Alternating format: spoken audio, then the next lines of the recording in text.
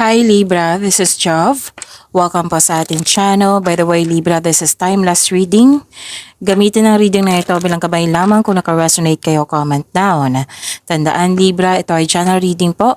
Kunin nyo lang po kung ano naka-resonate sa iyo. This is for you, Libra.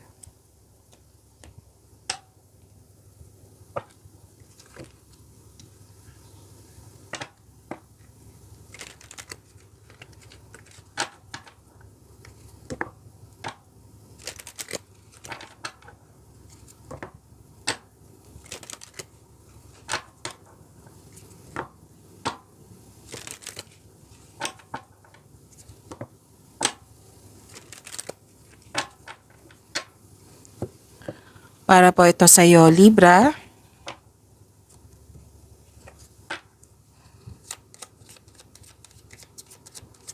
Maraming salamat po sa inyo patuloy na suporta, sa mga nag-donate, sa mga hindi nag-skip ng ads. Maraming salamat po. Sa mga hindi pa nag-subscribe, subscribe na po kayo at click bell notification para malaman nyo na may bago tayong video. Para sa mga gusto magpa-reading, comment po kayo ng personal reading. Again, comment kayo ng personal reading and check my reply sa comment section.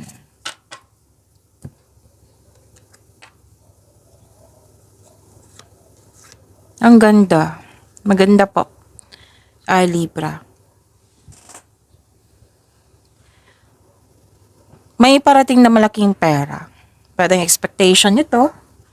Opo, ito ay parating na or dumating na. May nakita rin ako ditong maraming transaksyon. Customer, kliyente, project, or pwede din na opportunity na makapagbigay sa'yo ng malaking pera. Basta po may nakita kong transactions dito at cash flow. At ang sabi ng card dito, cash flow po. At ang sabi ng card nyo dito, prosperity is yours. Claim nyo po, Libra. Dalawang card po mismo nagsabi dito na may opportunities na dumating na kailangan mong magkaroon ng best choice or best decision. Pwedeng naguguluhan kayo or nabibigatan kayo sa paggawa ng desisyon. Or di kayo sa isang sitwasyon or sa isang tao na lumapit ka dito sa isang tao na elders ba, parents ba, mentor ba, wiser, na nagbigay ito ng support sa iyo, nagbigay ito ng wisdom message sa iyo, nang siyang dahilan na motivate kayo. You're taking action with courage na. Okay, so ang ganda. Claim nyo po, Libra.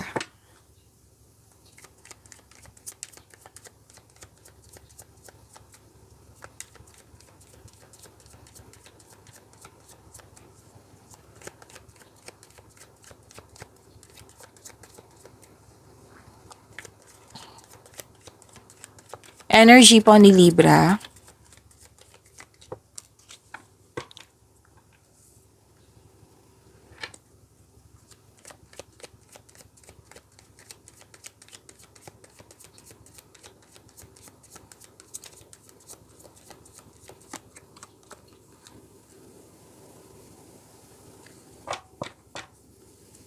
Kung may napansin kayo na repeating message, yan po yung pinupush ng card sa inyo. Like for example, nanood kayo sa isang video reading nyo. Sa monthly kabay tarot reading, weekly kabay tarot reading, sa second half of the month of September. At may napansin kayong, at dito din, at may napansin kayo na repeating message. Yan po yung pinupush ng card sa inyo na kailangan yung bigyan ng atensyon, solusyon, at aksyon kung maaari po. So na yung energy ni Libra.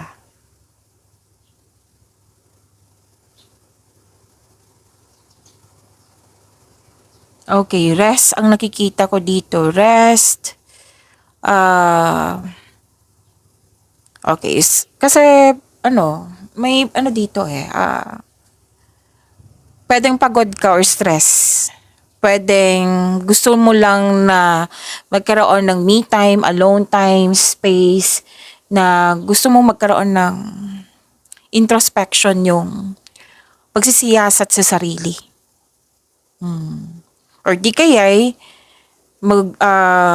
magpatayo kayo ng bahay or may magpatayo ng negosyo, pwede kasi may nakita kong structure dito, Libra. And nakita ko rin dito yung stability. Yes. So, nakaramdam ka ng pagod na or wala kang enough na rest. Or, oo, kasi may stress, pagod, or anxiety akong nakikita dito. So, kailangan talaga yan ng pahinga. Oo. Pwede din na you're not in good mood or hindi lang, pwedeng may masakit sa pakiramdam mo or nabibigatan ka nga. Pero lalaban pa rin. Okay? Lalaban pa rin eh. Nakita ko dito yung lalaban ka. So, pwedeng kayo nagpahinga na ngayon, nag-rest day, vacation ba, nag-alone time ba, space ba, para magkaroon ng time for reflection, which is ginawa mo to ha, which is good. Alam na alam mo kung ano ang dapat gawin. Time for reflection, which is good.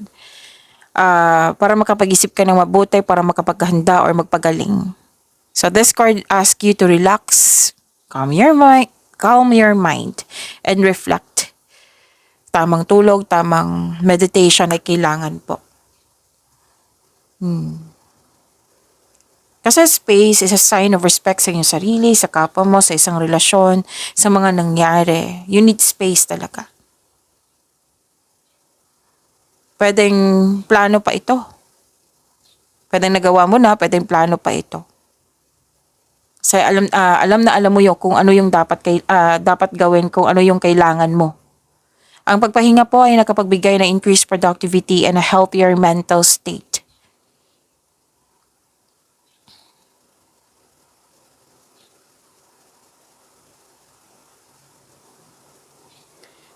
Nakita ko dito, nagkaroon po ng nanami to eh. Gift from the universe. This is gift from the universe na may binigay ang universe sa iyo. Libra na the divine is offering you a new love. Pwedeng self-care. Self-care din yung kanina ha. Kasi alam na alam mo kung ano ang dapat. Pahinga. Self-care, you love yourself more. Nagkaroon ka ng connection sa isang tao na magaan ang loob mo sa kanya.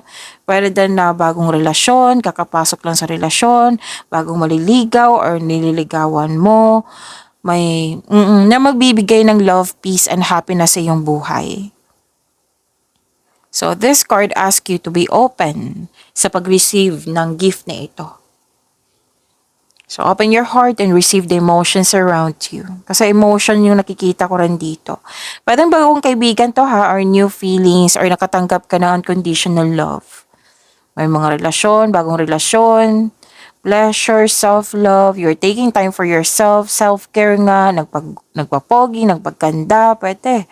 Oo, and this is new beginning, bagong simula po ito. May nakita rin ako ditong Libra na may nagsabi sa akin Gemini, baka may iniisip kayong Gemini. Or kayo ang iniisip ni Gemini. Okay, Libra, magkakaroon po ng renewal of love, lalo na sa mga marelasyon, na very supportive kayo sa isa't isa. Pwede din to sa family members, sa kaibigan. Oo, very supportive kayo sa isa't isa, mahal niyo ang isa't isa, masaya kayo. Nang dahil sa masaya kayo ngayon, nagkaroon ka ng positive emotions flow. And that is very good. Pwede din na nakatanggap kayo na balita na may buntis or the arrival of a new baby. Kung wala po yan, pwede din job opportunity or any kind of opportunity na connected sa inyong career and money. So, nakikita ko dito na pwedeng new source of income din po ito, Libra, na maka-enhance sa inyong kaperahan. So, huwag palampasin ang pagkakataon na ito. Pwede din enjoy ka sa mga ginagawa mo ngayon, magaan kasama yung mga kasamahan mo. Yung iba dito, you're focused sa self-love and you're taking time for yourself. So, dalawang card na mismo nagsabi dito ha, your me time, alone time, space, at magkakaroon po niyan ng personal development.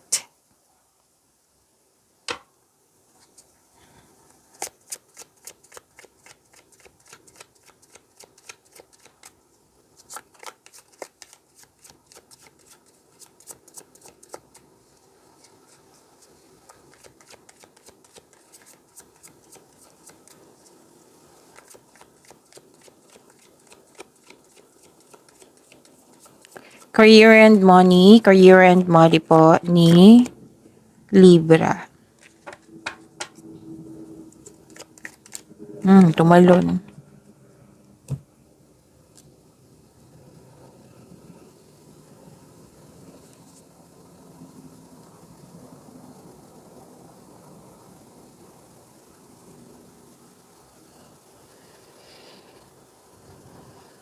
Okay, defensiveness, nanindigan. Pwedeng nanindigan kayo sa inyong desisyon. Sa career and money po tayo, Libra. So, andito pa rin yung, di ba sabi ko kanina dito na gumagawa ka ng plano? Oo. Andito din. Nagbi-build structure kasi nakita ko dito. So, bumuo kayo ng strat plan. Okay? And may ganap na ang ganda nito kasi may ganap na negotiation po. Any kind of negotiation na connected sa inyong career and money. For a raise ng allowance ba to, sweldo, kontrata. Yes, may kontrata ako nakikita dito. Any kind of negotiation sa career and money mo na magkakaroon po ito ng successful agreement. Which is ang ganda. Claim nyo po. Challenges may arise in your career pero temporary lang po ito. Huwag kayong mag-alala. Nakikita ko naman dito buong tapang mo itong harapin. Katapangan at kumpiyansa. Oo.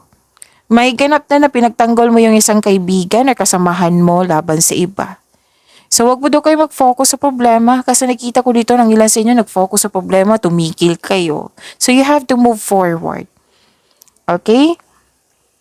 Kung may conflict man sa isang sitwasyon, sa isang bagay or sa isang tao, pag-usapan nyo. Kung sa tao po ito, Libra, sabihan nyo bago magkaroon kayo ng conversation, sabihan mo, mag-usap tayo, magsalita ka, makikinig ako sa iyo, magsasalita ako, makikinig ka rin sa akin. Yan. Kasi nakita ko dito na both kayo nagsasalita, paano kayo magkakaintindihan yan. Okay?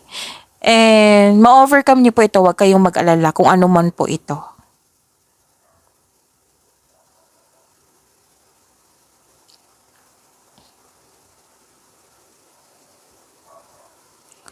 So, may dumating na opportunity na binigyan mo siya ng fast action.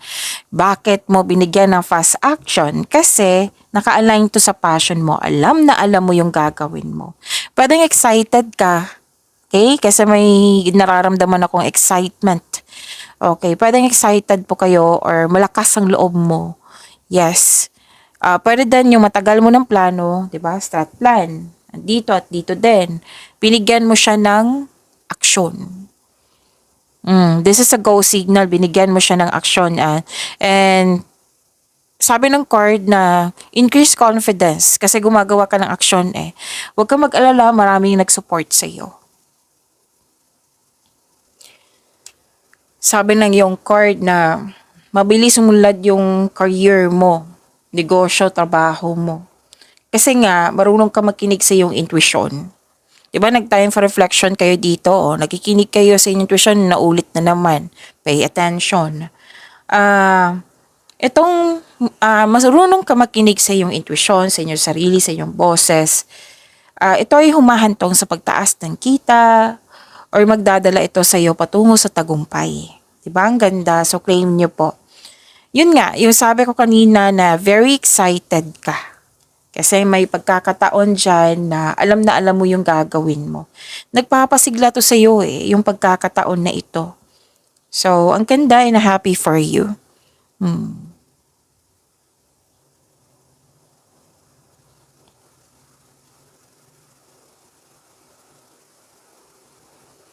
And please expect na marami kayong ginagawa. Yes, marami kayong ginagawa and ang ganda kasi granted yung manifestation mo. It might be this offer or opportunity, mina-manifest mo ito. Tapos sabi ng card na grant na. Dalawang card kasi nagsabi din dito na may pagkakasundo sa isang deal, commitment, agreement, promises, or di kaya signing of contract ito. So, gamitin nyo po yung inherent skills nyo para makagawa kayo ng opportunity. Okay? So, may go signal dito. Kung may balak kayong mag-create ng yung magpumasok sa negosyo, may go signal po dito. Okay? May promotion po ha, raise ang allowance, sweldo, kita, bato, or kontrata. Basta po, dalawang card po nagsabi dito na magiging successful yung negotiation po. Claim nyo po. Tapos 'di ba may sabi dito na may new beginning. Lumabas din dito yung new beginning at ang ganda kasi na-adapt mo. Hindi masyadong mataas yung oras, yung adjustment. Na-adapt mo yung pagbabago. Again, dalawang card mismo nagsabi dito na you are very confident.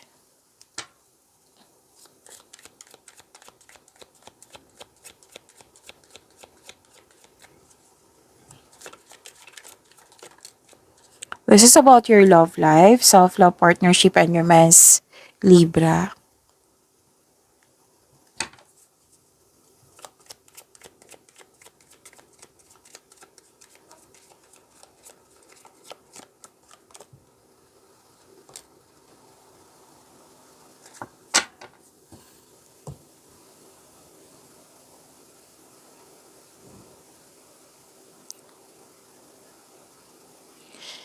Nakikita ko dito na, sa mga single dyan ha, yung parating sa inyo, na most likely, kapwa nyo to air signs, Gemini, Libra, and Aquarius. Lumabas pa rin sa dalawang card na ito yung energy nila. Okay? And pwedeng fire signs din. Aries, Leo, Sagittarius. Pwede din naman ibang sign. Oo. Pero mas nangibabaw yung energy nila dito. So yung parating sa iyo ay very matalino, matagumpay. Yung very attractive yung communication niya. Yung bawat salita niya na namamangha talaga kayo. Oo. Na na-attract ka talaga sa mga bawat salita niya. Okay, so yan yung parating sa inyo. Para sa mga relasyon sa buhay mag-asawa, ginagamit ang lohika kaysa sa emotion. Mataas ang pasensya nito. Pwedeng ikaw to, pwedeng siya.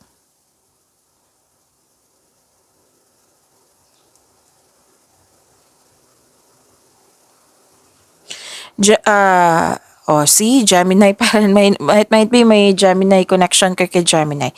So, this reading is Libra ha. Libra, sabi po ng yung card na may natuklasan kasi kayong lihim. Pwede din ikaw to na may lihim or siya. Para sa mga relasyon, isa sa inyo na may lihim or nagsisinungaling.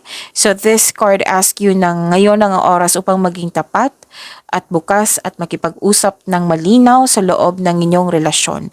Habang nagsasalita ko, may nagsabi sa akin na pwedeng kayo ay may tampo sa kanya pero hindi mo pinapakita sa kanya. So this time, mag-uusap kayo. Maging totoo ka na. May nakita nga akong presenting arguments or nagtyaga ka, nagpagtitiis ba to, or gumagawa ka ng strategy. Oo.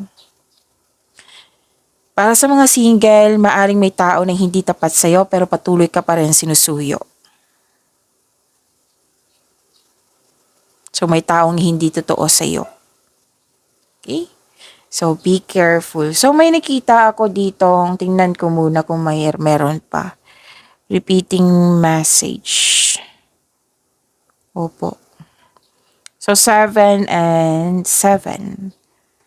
Oo. The angel number 77. Anong ibig sabihin nito? A spiritual awakening, you are divinely guided, nasa right path ka, makinig po daw kayo sa inyong intuition, may personal transformation. So what to do when you see the angel number 77, acknowledge the sign. Okay? So this message is guiding you. Your angels are guiding you and reflect and meditate. Sabi ng yung card, kanina pa to. Time for reflection. Okay? So embrace self-discovery. And stay positive. Maintain a positive outlook. And face the challenges. Resilience. May nakita ko resilience dito kanina. So, yan po yung mensahe ng angel number 77. Pag-imanin niyo po yung blessings na binigay sa inyo. Libra, see you tomorrow. Maraming salamat po.